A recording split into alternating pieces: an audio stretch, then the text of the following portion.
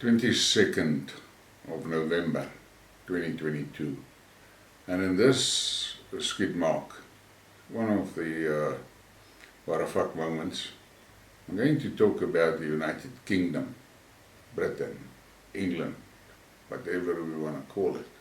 Everybody knows what you mean when you say England, Britain or UK. I've grown up in a country that was invaded by the English. Thousands of my ancestors have been killed, murdered, butchered, farms were destroyed, all that horror that we know. People of my generation would have a lot of memories of that because our parents were children when the British were at their peak here in South Africa. And I want you to take a look at this map. You see all those red countries.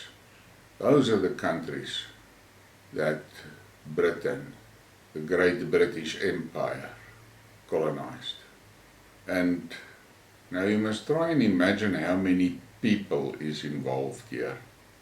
And in every one of those countries, horrendous atrocities happened, committed by the British. And the sad part is that in most of those countries, the British managed to turn brothers against brothers, fathers against sons, sons against fathers. Horrible civil wars were instigated by the British. And why did they do that? Primarily so that they can pillage those countries of their raw materials and their natural resources amidst all that chaos. But now you must understand, humans are humans, and humans have memories. And although Britain is no longer the colonial masters in those countries, there is an anti-British psyche running in all of those nations. And you can not even begin to imagine the amount of basically raw hatred that exists in many of these countries, among many of these, towards the British. Just look at what's happening currently in Yemen. It is a travesty what is happening there, and the British is involved. So Britain of today cannot really depend on much goodwill from their previous colonies. Now what happened in practice is that through these colonial empires of them, the British managed to become one of the richest nations in the world.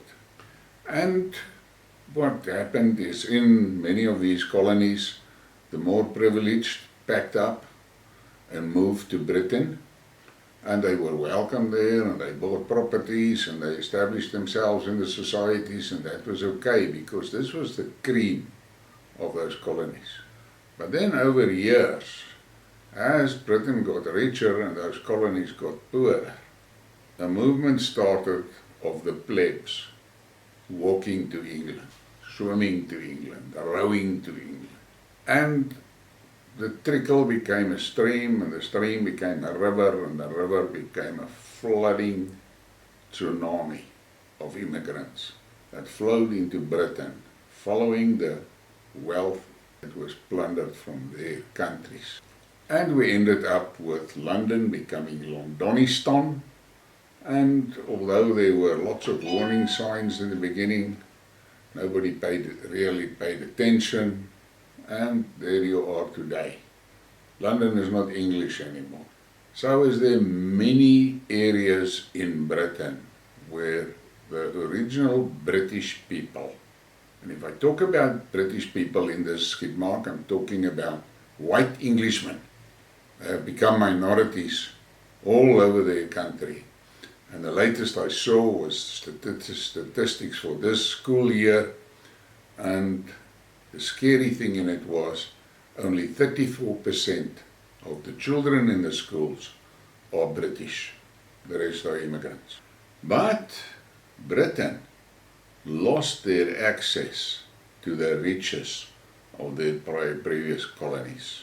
And with the war in Ukraine, when the war in Ukraine started, and the Russians were sanctioned, the Russians started a move of creating instruments to make it possible to trade outside the Western control sphere. And they were starting to trade in their own currencies and doing barter trades and things like that. And slowly but surely, everywhere, all over the world, countries were waking up and seeing what's happening. And the thing that disturbed most of these countries, small countries, was the fact that the West stole the Russian foreign exchange assets. And that was something that scared the world. And they realized how vulnerable they are. And today we see it, with the BRICS developing, that the countries are moving away from the Western control systems. They're creating their own systems. Pakistan is the latest one I read about this morning, where they said they are now busy negotiating with the Russians to trade in their own currencies and even to do barter trades, and the Russians are not unwilling to assist in these things. The fact of the matter is, Britain allowed all those millions of immigrants into their country, and Britain operated on the riches that they were stealing from the rest of the world. And now they're in a position that that source is cut off, and they have to come right with what they have. And suddenly they saw that all these things with the green programs has basically deindustrialized England. So England's industrial base is basically gone. What do they have to make money with to support their society? They've got a massive problem, and it's a financial problem. They have allowed their government system and the population of England to outgrow the natural resource values of England.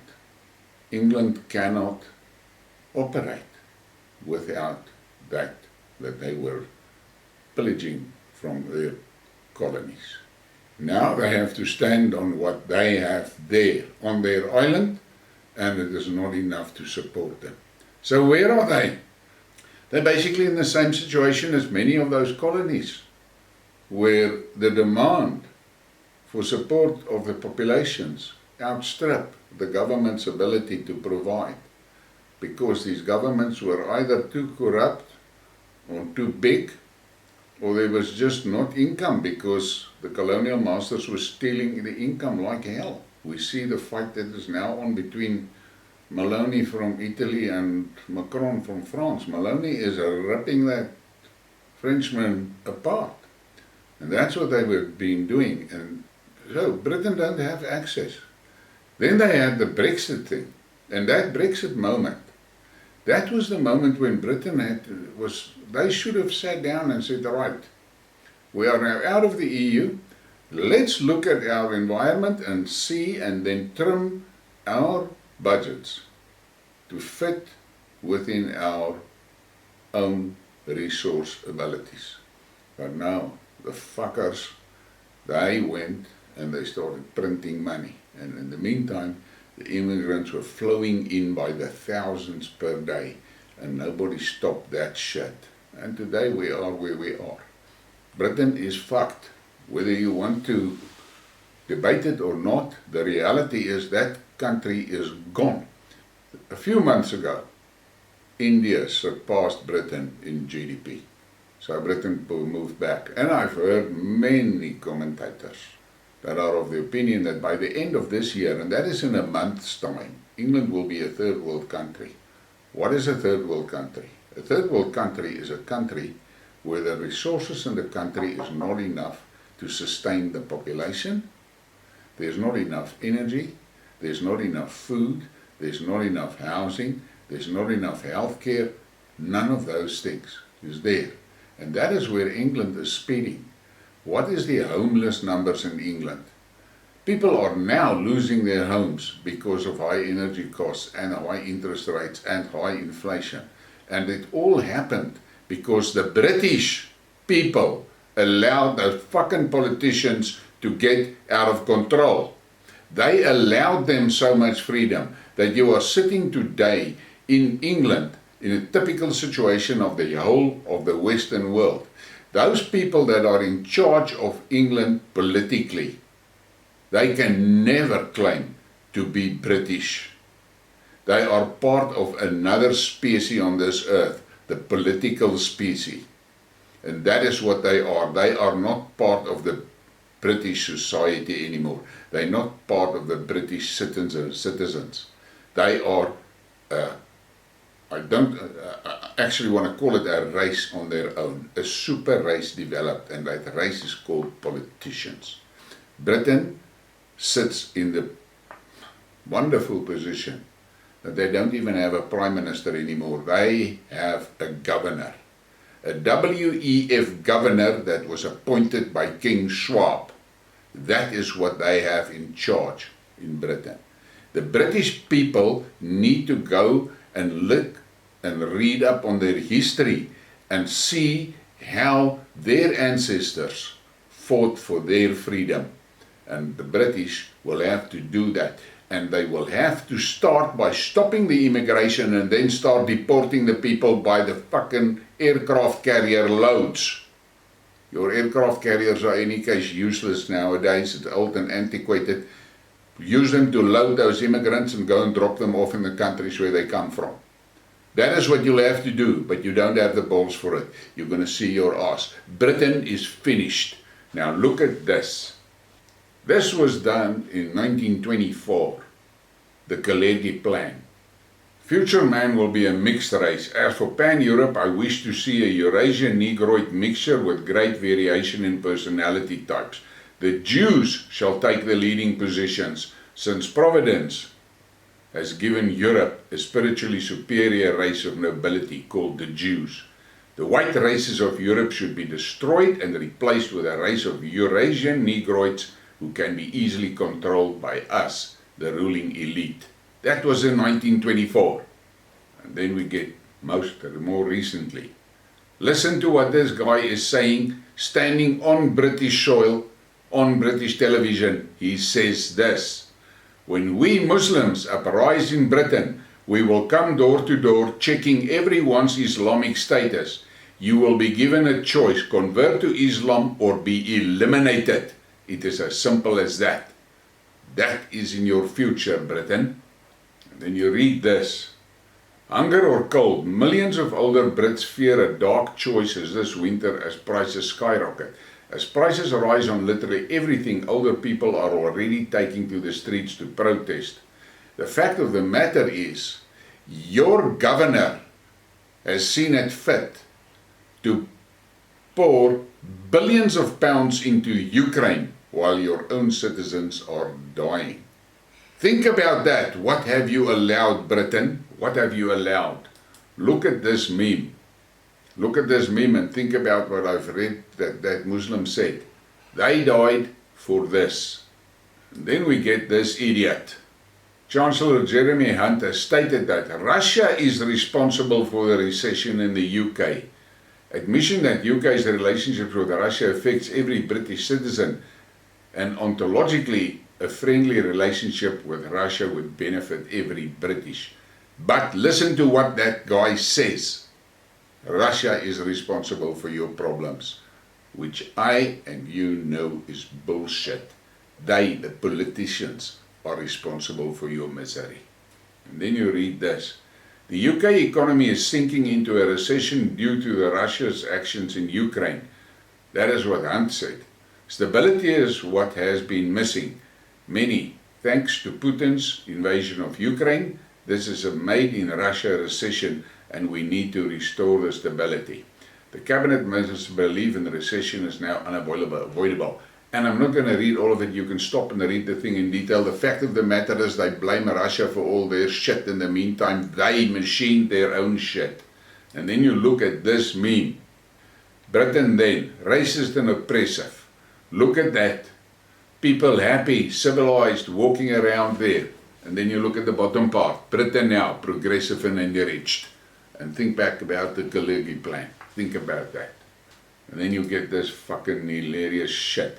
Mass immigration across the channel is absolutely nothing to do with Brexit. The aim of the UK agreement is essentially to make illegal immigration legal. Open your eyes, British people. They are planning your demise. And you are sending fucking tweets and texts and memes. Then you get this governor of yours, Sunak. Russia is a rogue state, Sunak tells the G20 leaders. Russia is a rogue state. What the fuck is the UK? And more from that governor of yours. China poses largest threat to Britain's economic security. Prime Minister Sunak allegedly made the statement on the sidelines at the G20. What the hell is he talking about? Your economy and your industries are being destructed by these people. Choices they make has destroyed your stuff. America is stealing your industries. Why? Because you can't give them energy. China is taking your industries. Why? Because you cannot supply energy to those things. And these people, the industries are moving to where they can survive. And then you get this. UK inflation jumps to a new 41-year high of 11.1% as food prices soar. And think about that, and I've read about egg shortages and beef shortages and milk shortages. But you've got that green fuckers running around in your country, spilling milk in the aisles, spraying everything orange, and preventing farmers to do what they have to do to feed you. You are allowing these misfits to fuck your lives up. Now listen to this fucking idiot. Keir Starmer's call for more houses to be built for asylum seekers and illegal immigrants. These migrants have to be the priority for the government. They are the future of our economy. Listen to that fucker. And if you go and you look at what's happening in practice, these migrants don't want work. They leech on the social benefits. Social benefits that the true British people paid for and are now starving. And then we get to this. The Nazis were not the only ones who operated concentration camps. During the Second Anglo-Boer War, Britain used them in South Africa and Kenya, leaving between 18 and 28,000 dead, 80% of them children. Look at those images. This is what the fuckers did. Your ancestors did this in my country. And that number of 18,000 is a fucking bullshit story. It's more closer to 80,000 here in South Africa. Women and children, think about that. And you wonder why I don't give a shit while you're going through hell there on your little island. It's payback time. Look at what they did in Kenya. In Kenya, the camps were sites for random executions, and interrogation involved stuffing detainees' mouth with mud and stomping their throats till they passed out. That is what you did in Kenya. The suffering experience in the camps left a lasting legacy of bitterness amongst the Boers. Between 18 and 28,000 Boers died, 80% of them children. This is the fucking problem. This is what they did in my country. I don't give a rat's ass for the suffering that is on their doorsteps. Because the British people will have to do what we had to do. Saddle up, take our guns and fuck the British up and chase them out of our country. You'll have to saddle up, take your gun and chase those fucking politicians out of your country. If you don't do it, you're going to die. And I'm going to end it with this. The camps were formed by the British Army to house the residents of the Boer republics of the South African Republic and the Orange Free State. And this is what the fuckers did to my ancestors. But we survived. We survived.